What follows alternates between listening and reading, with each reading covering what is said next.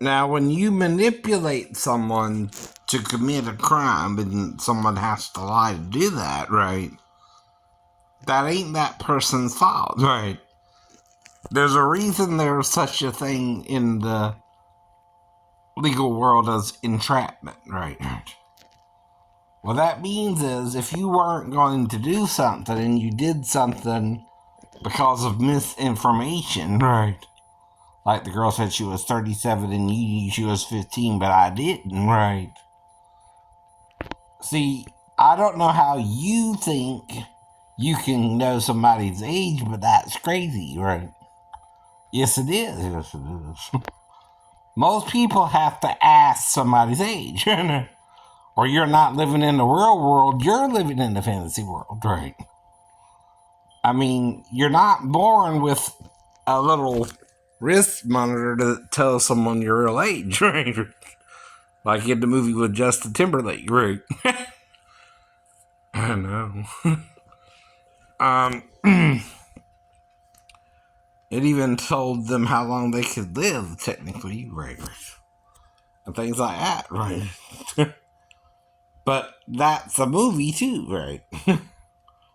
See, technology can be used for good or evil, right? Now, the problem isn't a mark or a tattoo or a chip or a. Right. It's what you do if people don't receive it, right? It's if you murder people, right? Now, if a group of men, I don't know, give you a mark and won't let you buy or sell without the mark, or they'll kill you over it, right? That's a crime, right? Even if they make it legal, right? You understand? Right, right. That's still a way to control somebody, right? So that they can't buy or sell without that particular mark, right? Uh-huh. And it's to control the money still, which is stealing um somebody's money, right?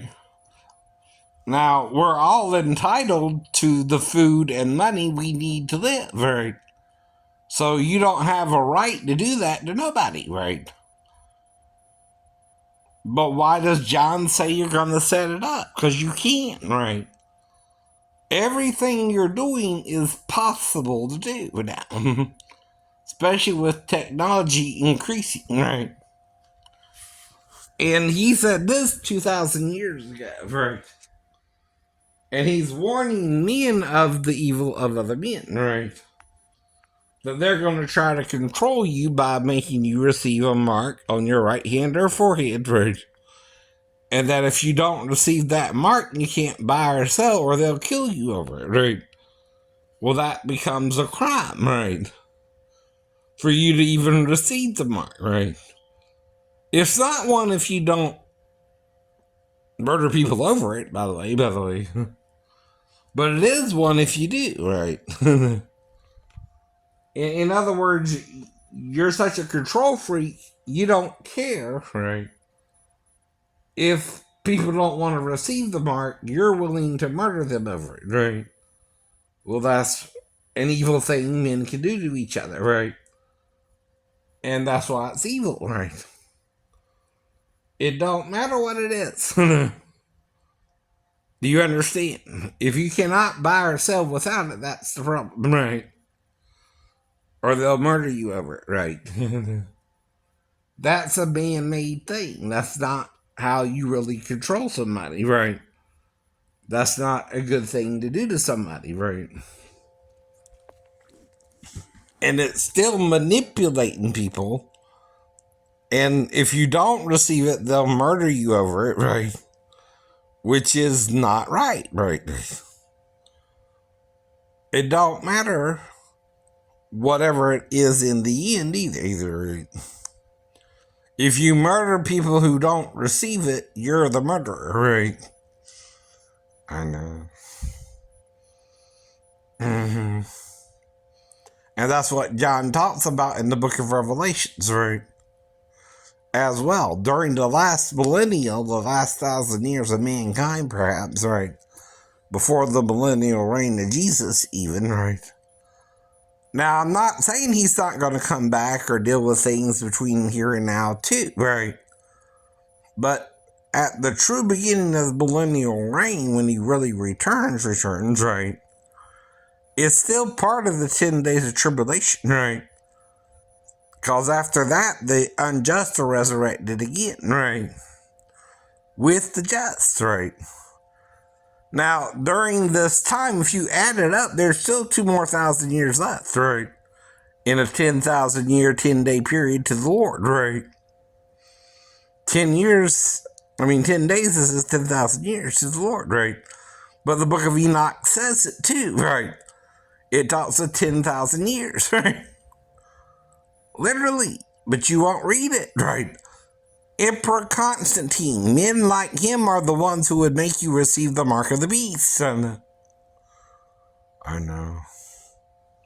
They come to you using even Christianity and are lying about it to your face, right? They're called false prophets of Jesus, right? Even when Paul and Jesus were casting out devils in the Bible, in the New Testament and Acts, some so-called Jewish exorcists tried to do the same thing to a demon, and they said, we cast you out by Jesus and whom Paul preaches. And the demon said, Jesus I know and Paul I know, but who the hell are you? I know. And went after the other person who didn't really know Jesus, right? But you can pretend, right, to cast a demon out in Jesus' name and still not know him, right?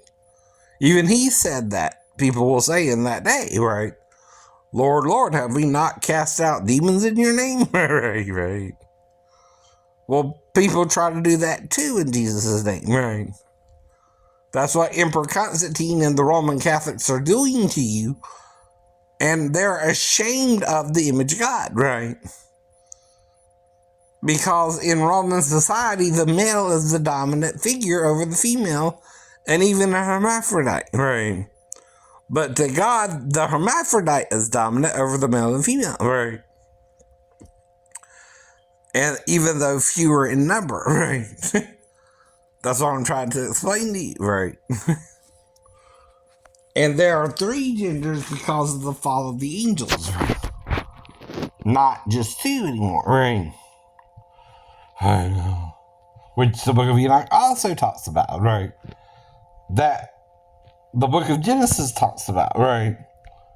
Now, you connect Genesis and Job, the sons of God is revealed as the angels in heaven, right?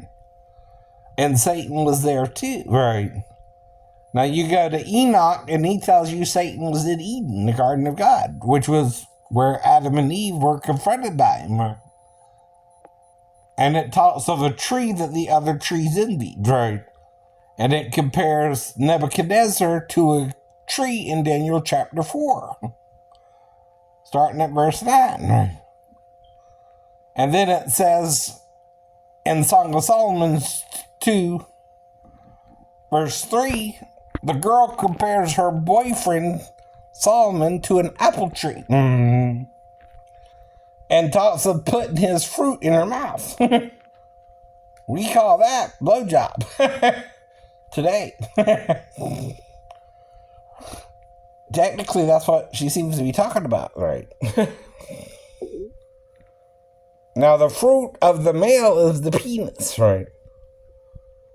As with a fruit tree, right? The seed is in the male, right? He plants it in the female. That's always been the metaphor in the Hebrew scriptures, right? Now, could the they Jesus is referring to be other women, right? Other women will say to other women, blessed are the paps that never bore and the wombs that never sucked, or but vice versa, right? Are the paps that never sucked and the wombs that never bore. Some women might say that to other women, right? Whatever it means, whoever the they are he's referring to, right? Some women might not want babies, right, by this time, right? and not want to suckle a child, right? That's what I was talking about, right?